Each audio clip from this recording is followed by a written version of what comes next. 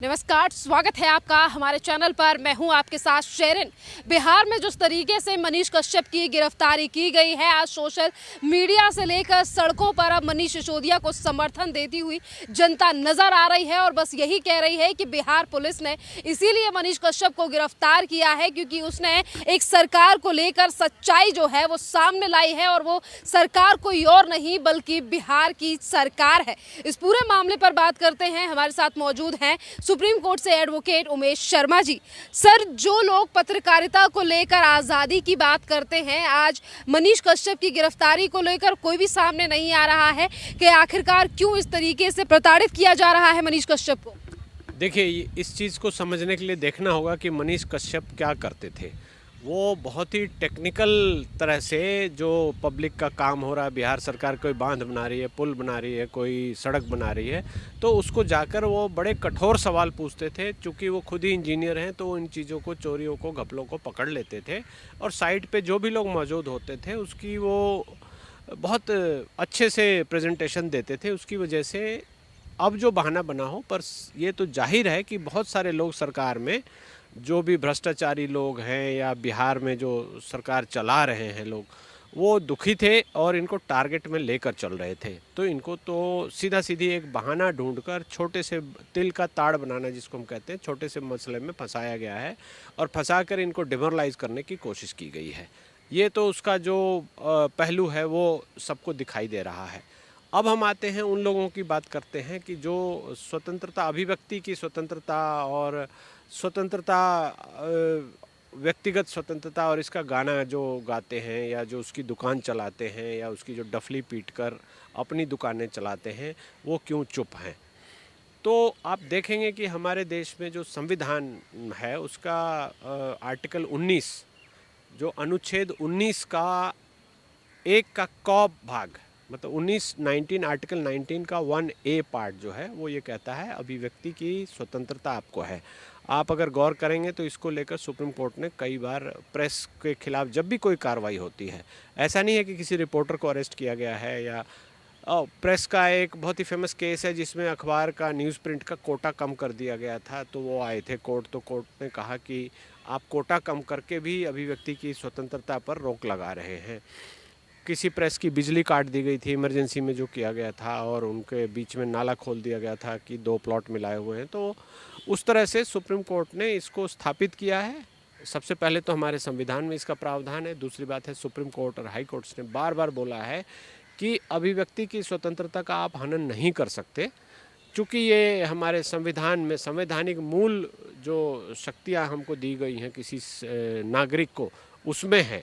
तो अभिव्यक्ति की स्वतंत्रता को हम स्वतंत्रता तभी मानेंगे जब कोई बात कोई आदमी दिखा रहा है, जैसे पत्रकार है, आप कोई स्वतंत्र बात दिखा रहे हैं, सरकार के विरुद्ध बातें दिखा रहे हैं और मैं उसको सुन रहा हूँ, ऑडियंस उसको सुन रही है, समझ रही है, तो दोनों के अधिकार हैं। आपका अधिकार है उसको दिखाने का और सुनने वाले का या देखने वाले का अधिकार है उसको देखने का, अपनी विचार, उसको देखने के बाद अपने विचार को अभिव्यक्त करने का। तो ये अभिव्यक्ति की स्वतंत्रता जो है वो, इसमें ये सब कुछ आ जाता है। फ्रीडम ऑफ एक्सप्रेशन जिसको हम बोलते हैं या राइट टू एक्सप्रेशन बोलते हैं।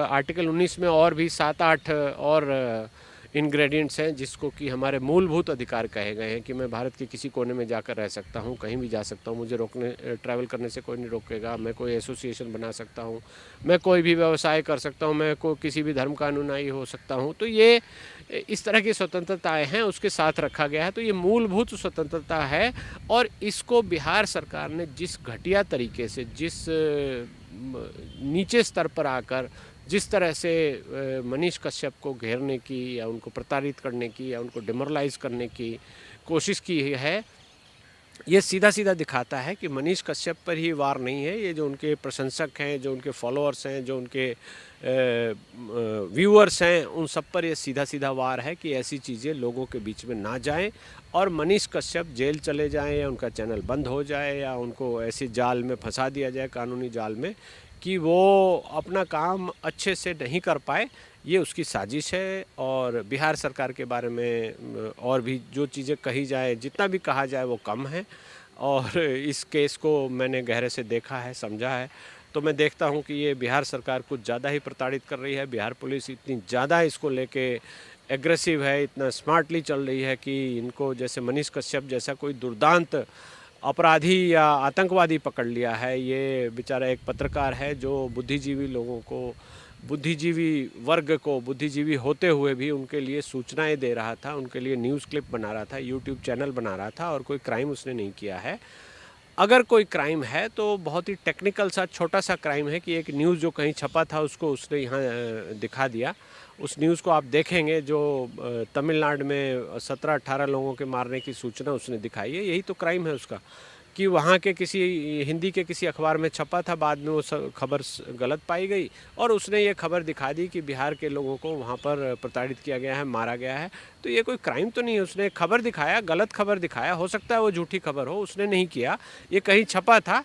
तो उस चीज़ को टेक्निकल ऑफेंस ही आप बोलेंगे, उसके स्तर पर एक चूक हुई बोल सकते हैं, लेकिन उसके लिए ऐसा कोई दुर्दांत अपराधी या आतंकवादी की तरह उसको ट्रीट करना, उसको जुडिशियल कस्टडी में ले जाना, पुलिस द्वारा उसके बैंक अकाउंट को खंगालना और ये बोलना कि अभी हम इसकी गहन अन्वेषण करेंगे, इसके फाइनेंशियल जो गतिविधियां हैं उसकी, तो ये सब तो प्रताड़ित करने की, डिमोरलाइज करने की कोशिश है। और ये मीडिया के सभी लोगों को सामने आकर, खासकर न्यू मीडिया के सभी लोगों को सामने आना चाहिए और बिहार सरकार की जितनी भी भर्त्सना कर सके आप, जितनी बुराई कर सके, बिहार सरकार को जितना आप एक्सपोज कर सके आपको एक्सपोज करना चाहिए, और तब जाकर ये रुकेगा। नहीं तो ये सिलसिला अगर शुरू हो गया तो आज मनीष कश्यप है, कल कोई और हो सकता है, परसों कोई और हो सकता है।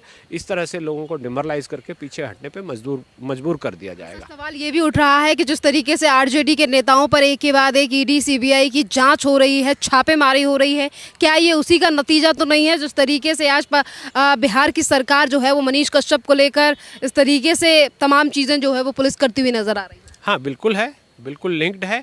बिहार सरकार, बिहार के जो नेता हैं, जो भी नेता ऐसे हैं जिनके यहाँ ईडी की जांच हो रही है, जिन्होंने की अकूत संपत्ति कमाया है, जिन्होंने कैश या मनी फॉर रिक्रूटमेंट किया है, जो मुख्यमंत्री साहब थे लालू यादव जी, उन्होंने यहाँ जब रेल मंत्री रहते हुए अपने बेटे, अपने बेटियों, अपने पत्नी के नाम लोगों की ज़मीनें ली, उसको बेचा, ट्रांसफ़र किया और हज़ारों करोड़ का घपला किया है।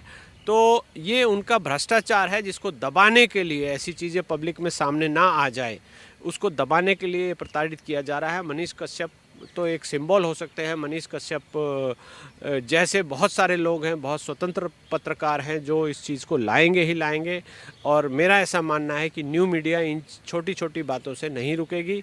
आप देख लीजिए, सोशल मीडिया में कोई भी जाकर देख लें, जो बिहार के उप मुख्यमंत्री साहब हैं उनका 4 लाख का बंगलो जो न्यू फ्रेंड्स कॉलोनी में जिसकी फ़ोटो दिखाई दी जा रही है, वो कम से कम 200 करोड़ का बंगलो है, लेकिन कागज़ पे उन्होंने उसको 4 लाख में ख़रीदा है। तो ये कितने शर्म की बात है, कितना बड़ा धोखा ये लोगों के साथ कर रहे हैं, जनता के साथ कर रहे हैं, सरकारी पैसे के साथ कर रहे हैं, स्टैंप ड्यूटी की चोरी कर रहे हैं, क्राइम कर रहे हैं।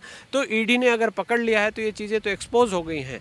और वो जो कॉन्ट्रैक्ट देने में दलाली खाते हैं, जो रोड बनाने में दलाली खाते हैं, जो पुल बनाने में दलाली खाते हैं, जो भी सिविल वर्क या कंस्ट्रक्शन वर्क या डेवलपमेंट वर्क जो भी जहां हो रहा है उसमें जो भ्रष्टाचार हो रहा है, मनीष कश्यप की बहादुरी है कि उस चीज़ को बहुत ही अच्छे से बखूबी वो दिखाते हैं। चूँकि वो खुद ही एक सिविल इंजीनियर हैं, पढ़े लिखे हैं और टेक्निकल बातों को समझते हैं, कितना क्या मिल रहा है वो सारे जानते हैं। जो मैनुअल है बिहार सरकार का या CPWD के मैनुअल में क्या बोला गया है, कितने रेत में कितना सीमेंट मिलाया जाएगा, कितना क्या मिलाया जाएगा, पानी मिलाया जाएगा, कितने दिन सुखाया जाएगा, क्या हाइट होगी, क्या थिकनेस होगी, उसके बारे में उनको जानकारी है। तो वो बड़े कठोर सवाल पूछते हैं और इस वजह से बिहार सरकार के खासकर जो RJD का धड़ा है, जो कि गले तक आकंठ डूबा हुआ है करप्शन के एक्टिविटीज़ में, एक्सटॉर्शन में, वो डर गए हैं, वो पैनिक हो गए हैं। और मैं यही कह सकता हूं कि ये खिसियानी बिल्ली खंभा नोचे है और कुछ नहीं है। और जो लोग अभिव्यक्ति की स्वतंत्रता की डफली बजाते थे, जरा सी बात पे कहते हैं कि केंद्र सरकार लोगों को अभिव्यक्ति नहीं करने दे रही है, उनको आगे आना चाहिए, मनीष कश्यप के समर्थन में बोलना चाहिए और ये बोलना चाहिए कि बिहार सरकार ये गलत कर रही है। अगर वो ऐसा नहीं करते हैं तो इसका मतलब सीधी सी बात है कि वो सबके सब गलत तरीके से, गलत दुर्भावना से बातों को बोलते हैं। गलत तो गलत होता है, उसको सबको आगे बढ़ के गलत बोलना ही चाहिए।